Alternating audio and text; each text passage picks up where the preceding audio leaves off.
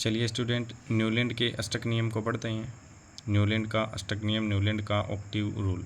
ठीक है, octaves rule ये कहता है न्यूलैंड का, according to Newland law, Newland का नियम ये कहता है कि एवरी 8 एलिमेंट्स, यानी एवरी एट्थ एलिमेंट, प्रत्येक 8वां एलिमेंट है उसकी property equal property to the first element, यानी प्रत्येक 8वां एलिमेंट है उसकी जो प्रॉपर्टी है, जो गुण हैं, वो किससे मिलेंगे?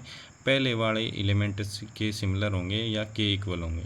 ठीक है, ठीक ऐसे ही होता है, यानी ये नियम ठीक ऐसे ही होता है जैसे संगीत के 7 सुर होते हैं ना, जो आपने सुने हैं, सा रे गा मा पा धा नी। देखो, सा रे गा मा पा धा नी, 7 अलग अलग हैं, लेकिन नी सा के बाद फिर से आएगा सा रे गा मा पा धा नी, सा का ऐसा आ गया, फर्स्ट एलिमेंट के समान ही आ गया। तो ऐसा ये है, ये नियम क्या कहता है कि 7 एलिमेंट आप कहीं से भी उठाएं, ठीक है, पीरियोडिक टेबल में, तो पहले 7 के अलग गुण होंगे, लेकिन जो 8वां एलिमेंट आएगा उसके गुण प्रॉपर्टी हैं वो किससे मिलेंगी? पहले वाले से मिलेंगी। देयर फॉर एग्जाम्पल यहाँ पे दे रखा है, जैसे lithium, beryllium, boron, carbon, nitrogen, fluorine तक के। फ्लोरीन 9 नंबर पे, यानी यहाँ से काउंट कर लो, 7 एलिमेंट हुए कि नहीं हुए? 1 2 3 4 5 6 7 है ना। और जो 8वां एलिमेंट होगा, 8वां कौन? नियोन। तो नियोन की प्रॉपर्टी किससे मैच खाएंगी? लिथियम के साथ। किसके साथ खाएंगी? लिथियम के साथ। ये बात किसने समझाई थी? न्यूलैंड ने अपने अष्टक नियम से। उसने कहा कि 7 एलिमेंट हैं, उनकी प्रॉपर्टी डिफरेंट होंगी सबकी अलग अलग, लेकिन जो 8वां आएगा उसकी प्रॉपर्टी किससे मिलेंगी? पहले वाले एलिमेंट के इक्वल होंगी। इसे क्या कहते हैं? न्यूलैंड का अष्टक नियम। चलिए स्टूडेंट, नेक्स्ट हम तीसरा नियम पढ़ते हैं, लोथरमेयर कर्व, लोथरमेयर का वक्र। सबसे पहले आपसे पूछा जाए लोथरमेयर वक्र किस पे डिपेंड करता है, यानी किस पे बनाया गया था, तो हम कहेंगे लोथरमेयर का जो वक्र है वह एटॉमिक वेट तथा एटॉमिक वॉल्यूम, यानी कोई भी एलिमेंट है उसका एटॉमिक वेट है, आणविक द्रव्यमान तथा एटॉमिक द्रव्यमान यानी एटॉमिक वेट और एटॉमिक वॉल्यूम के, यानी परमाणु के द्रव्यमान और परमाणु के आयतन में क्या बताता है? डिफरेंट बताता है। क्या बताता है? परमाणु के द्रव्यमान यानी एटॉमिक वेट तथा परमाणु के आयतन में डिफरेंस को बताता है। ठीक है, और इसी आधार पे इसने लोथरमेयर ने एक कर्व बनाया था, वक्र बनाया था, जिसमें क्या हुआ कि प्रत्येक, जैसे पूरी साल या फिर हम कह सकते हैं एक वीक में संडे एक ही होता है ना, 6 दिन के बाद रिपीट होता है ना, ठीक ऐसे ही लोथरमेयर का वक्र है कि प्रत्येक कुछ एलिमेंट्स के बाद पुनः वही प्रॉपर्टी वापस क्या होता है? रिपीट हो रही है, दोहराई जा रही है। जैसे 6 दिन के बाद एक संडे आता है, फिर से 6 डेज के बाद वीक में फिर संडे आता है, यानी प्रत्येक एक निश्चित टाइम के बाद एक क्या है? रिपीटेशन जारी है। ठीक ऐसा ही क्या होता है? एलिमेंट्स में होता है, जो कर्व को देखकर हम समझेंगे। चलिए हम कर्व के बारे में जानकारी लेते हैं। चलिए स्टूडेंट, हम लोथरमेयर की वक्र या कर्व को देखते हैं। जैसे कि देखो, इस कर्व में दर्शाया गया है, लिथियम है, सोडियम है, पोटेशियम, रुबिडियम। यानी सबसे पहली बात तो ये है कि मास जो होता है वो डायरेक्ट प्रोपोर्शनल है, समानुपाती होते हैं वॉल्यूम के। यदि किसी एलिमेंट का मास बढ़ेगा तो उसका क्या बढ़ेगा? वॉल्यूम भी बढ़ेगा। मास बढ़ेगा तो उसका आयतन भी बढ़ेगा, वॉल्यूम भी बढ़ेगा। और यहाँ से ही एक कॉन्सेप्ट निकल के हमने आगे एक फॉर्मूला डिस्क्राइब किया या बनाया हुआ होता है, जो क्या लिखते हैं हम? डेंसिटी घनत्व इक्वल क्या लिखते हैं? मास बटे वॉल्यूम। क्या लिखते हैं? डेंसिटी मास बटे वॉल्यूम। अब ध्यान दीजिए, इस कर्व को समझेंगे कैसे। ये कर्व क्या कहता है? देखो, ये कहता है कि एटॉमिक मास और जो एटॉमिक वॉल्यूम है दोनों एक दूसरे के प्रोपोर्शनल हैं, यानी अगर मास बढ़ेगा तो वॉल्यूम भी बढ़ेगा, और वॉल्यूम यदि बढ़ेगा तो मास बढ़ेगा, या कह सकते हैं वॉल्यूम घटेगा तो मास घटेगा। जैसे देखो, लिथियम, फिर सोडियम, पोटेशियम, ऐसे ये कर्व क्या है? पहले ऊपर पीक पॉइंट पे, फिर डाउन आता है, फिर ऊपर, फिर पीक पे, फिर डाउन, फिर पीक, ऐसे लगातार चल रहा है। देखो ये लगातार, तो इसको कह सकते हैं कि ये कर्व इस प्रकार से है, पहले पीक पे जाएगा, फिर डाउन आएगा, फिर पीक पे, फिर डाउन। ठीक ऐसे ये, जैसे मैंने अभी बताया था कि वीक में 6 दिन के बाद एक संडे रिपीटेशन होता है, तो वैसे ही ये देखो पीक पर जा रहा है, फिर हमारा कर्व वापस नीचे आ रहा है, यानी पहले असेंडिंग डिसेंडिंग हो रहा है, पहले असेंडिंग फिर डिसेंडिंग, पहले घट रहा है फिर बढ़ रहा है, घट रहा है बढ़ रहा है। ठीक है, इन पॉइंट्स को देखकर, इन कर्व के पॉइंट्स को देखकर लोथरमेयर ने क्या किया था? एलिमेंट को क्या किया था? क्लासिफाई किया था। उसने कहा था कि ये जो पीक पॉइंट है, पीक पॉइंट मतलब जो चोटी के पॉइंट है, इस पर जो चोटी के पॉइंट है पीक पॉइंट है, सभी पीक पॉइंट पर जो है वो क्या है? एल्काइली मेटल है। एल्काइली मेटल क्या है? एल्काइली मेटल क्या है? जो पीक पॉइंट पे हैं वो हैं। ठीक है, जैसे लिथियम है, सोडियम है, पोटेशियम है। एल्काइली का मतलब क्या होता है? एल्काइली का अर्थ क्या होता है? क्षारीय धातु। कौन से धातु?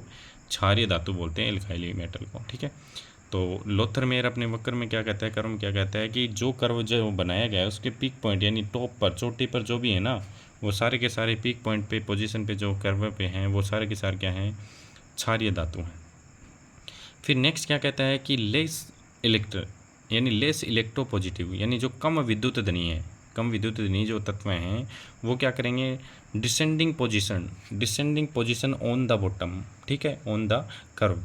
डिसेंडिंग का मतलब है जो कर्व डाउन आ रहा है, डाउन देखो फर्स्ट सेकंड, ऐसे देखो यहाँ पे फर्स्ट और सेकंड, तो इधर डाउन आ रहा है, जो डाउन पॉइंट है वहाँ पे अगर पॉइंट्स को हम क्या करेंगे, एक दूसरे को जोड़ लेंगे और मिलाएंगे ना, डाउन पॉइंट यानी ये सेकंड लाइन, इसकी ये वाली लाइन सेकंड लाइन, इसकी ये सेकंड लाइन, इसकी ये वाली पीछे, यानी जो डाउन पॉइंट्स हैं उनके क्या है, पॉइंट्स को यदि हम क्या करेंगे, जोड़ देंगे, अटैच कर देंगे, तो हम कहेंगे कि डाउन पॉइंट पे जो एलिमेंट स्थित है वो क्या है, लेस इलेक्ट्रोपॉजिटिव है। क्या है, लेस।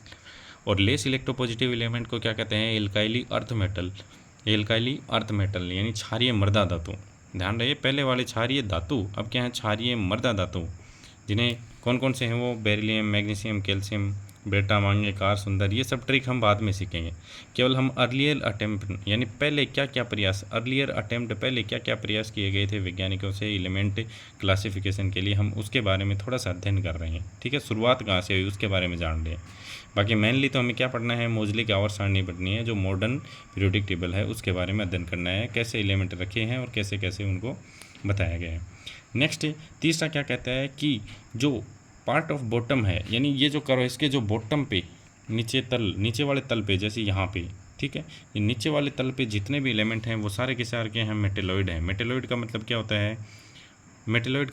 है, उपधातु। मेटेलॉइड किसको कहते हैं, उपधातु को। उपधातु जैसे नाम से स्पष्ट है कि ऐसे एलिमेंट जिनमें धातुओं के और अधातुओं के यानी मेटल और नॉन मेटल दोनों प्रॉपर्टी क्या है, पाई जाती हैं, दोनों प्रकार की प्रॉपर्टी पाई जाती है, उन्हें क्या कहते हैं, मेटेलॉइड कहते हैं। ठीक है, उपधातु।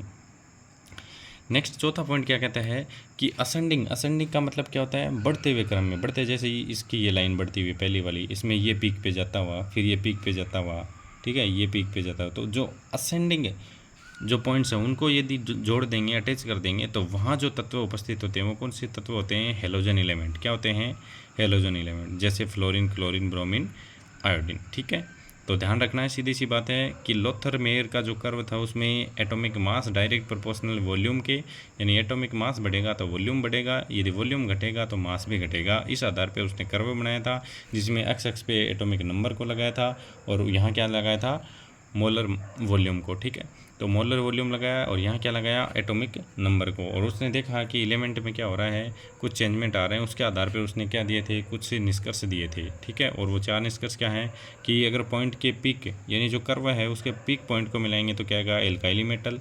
डाउन यानी डिसेंडिंग को मिलाएंगे, नीचे आते हुए वक्र को मिलाएंगे तो क्या आएगा, एल्काइली अर्थ मेटल।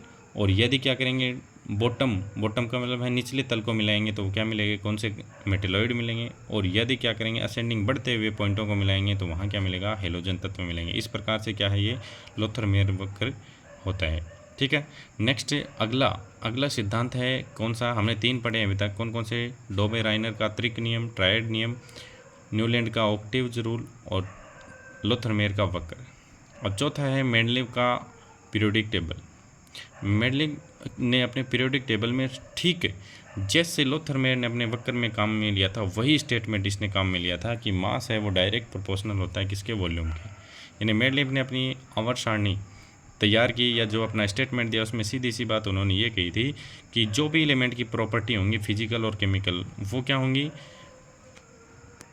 जो भी फिजिकल और केमिकल प्रॉपर्टी होंगी वो क्या होंगी, पीरियोडिक फंक्शन होंगी, पीरियोडिक फंक्शन के रूप में होंगे किसके, एटॉमिक मास के, किसके, एटॉमिक मास के, यानी एटॉमिक मास पे डिपेंड करेंगे। सीधी सी बात है, जनरली इस नियम में यही बताया गया था, जो किसमें, लोथरमेयर कर्व या वक्र में बताया गया था कि किसी भी एलिमेंट की जो फिजिकल और केमिकल प्रॉपर्टी हैं वो डायरेक्ट किस पे डिपेंड करेंगी, उस एलिमेंट के एटॉमिक मास पे डिपेंड करेंगे। यही बात किसने की थी, मेंडलीव ने अपनी आवर्त सारणी में कही थी। ठीक है, जैसे इसने बताया कि सिलिकॉन जो है, जर्मेनियम है या गैलियम है, इनके एलिमेंट के एक दूसरे से क्या मिलेंगी, प्रॉपर्टी सिमिलर होती हैं। जैसे मान लिया स्कैंडियम Sc, स्कैंडियम का किससे सिमिलर होंगी, बोरॉन के। गैलियम किससे, एल्यूमिनियम से। इसी प्रकार जर्मेनियम किससे होंगी, सिलिकॉन से। ठीक है।